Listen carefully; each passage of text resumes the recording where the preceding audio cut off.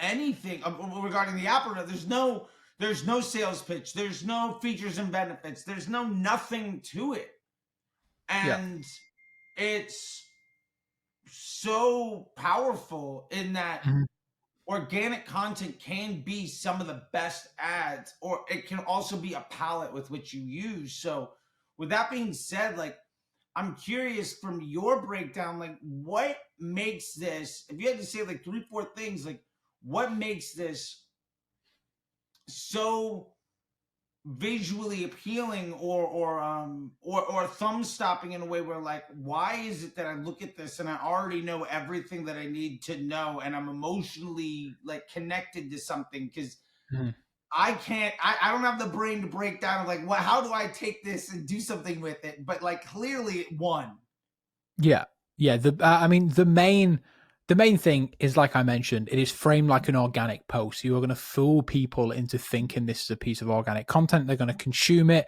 They're going to find themselves interested, and they're going to click through. That's the main reason why this ad is designed the way it's designed. In terms of what, like how you are like consuming this, like our brains are reading down, right? We see this massive piece of text. This is what a $37 hotel looks like. You're looking at that and you're going, oh, I wonder what a $37 hotel does look like. Oh my god, that looks great. Like that's the way our eyes and our brains are consuming that content. But it is actually giving us a bit more information than potentially we first think. And the main one is that it's giving you the location. So it's Las Vegas. If I said, like 37, think of whereabouts you'd be able to stay in a hotel for $37. You're instantly thinking, like you thought, probably somewhere that's not very pleasant to visit. Well, no, this Right. is Las Vegas. This is like, this is a travel hotspot. People come from all over the world and they spend a lot of money to stay in a fancy hotel. Instead, this is $37 a night.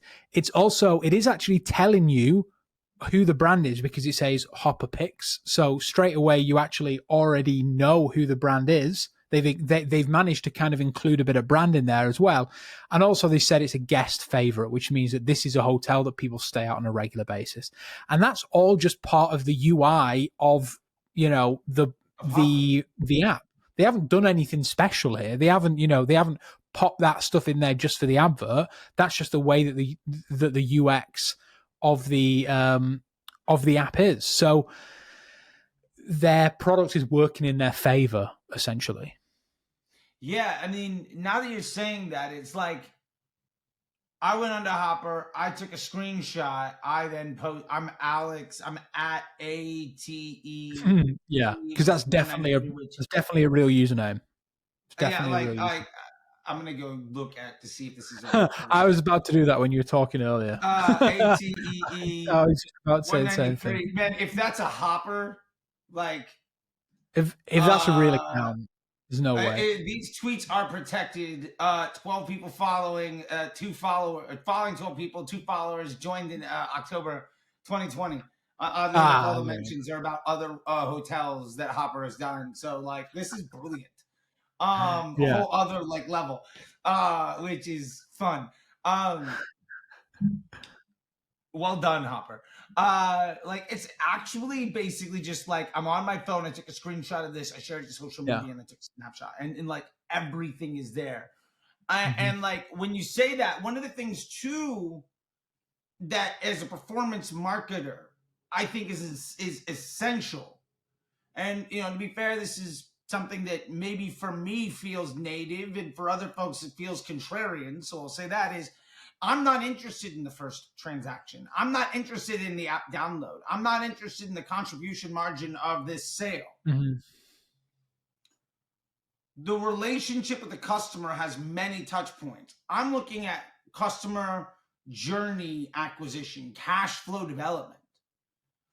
And what matters for me is that my user experience and my customer experience is one that drives them to want to spend money with me more and more often, so that I can get more, what I call mailbox money, or the revenue floor goes up. And that's in e-commerce. In this case, because it's an app, It's about the stickiness and usage of the app. It's not a win to get the app downloaded. Sure. The win is having it still be there in 30 days. The win is having it get used. It's like lead gen, app downloads, e-commerce is all the same thing.